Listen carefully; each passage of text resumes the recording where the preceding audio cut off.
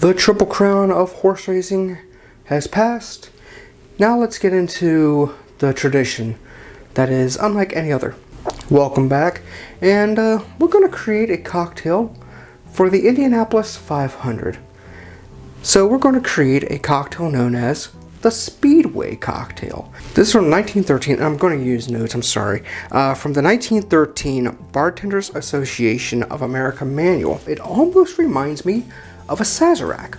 So let's go ahead and get into this. Alright, we're going to need some orange bitters, 3 dashes. And now it says to use dashes of absinthe and maraschino. I'm going to skew that because I don't have dash darts on them. So I'm just going to get some absinthe. And it says 4 dashes of absinthe.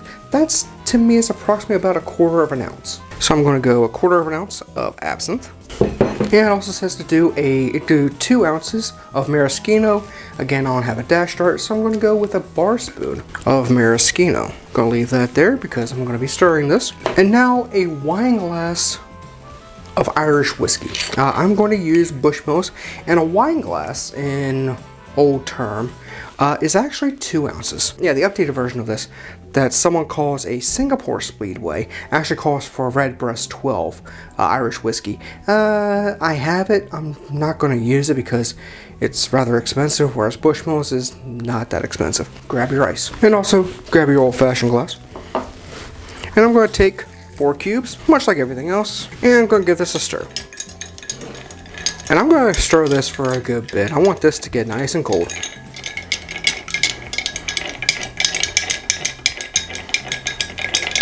That's nice and chilled.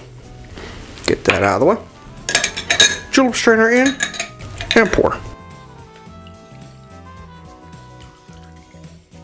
And now for garnish, I'm going to go ahead and pull a twist of lemon and express the oils, clean, and dump.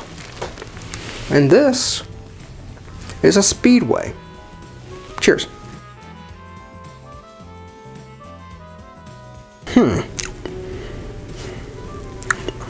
Okay.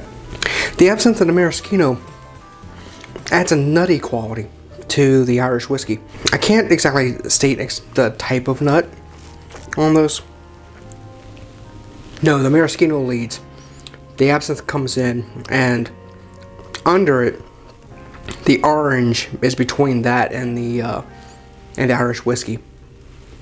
And then just having to express down as it goes and aerates, you get the absinthe just continuing on and just lingering as it dissipates in the finish. And that's the cocktail for the Indianapolis 500, the Speedway Cocktail.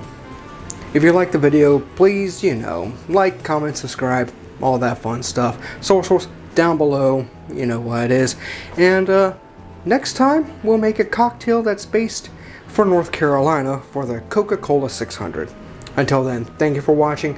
I will see you next time. This has been The Beginner's Bar.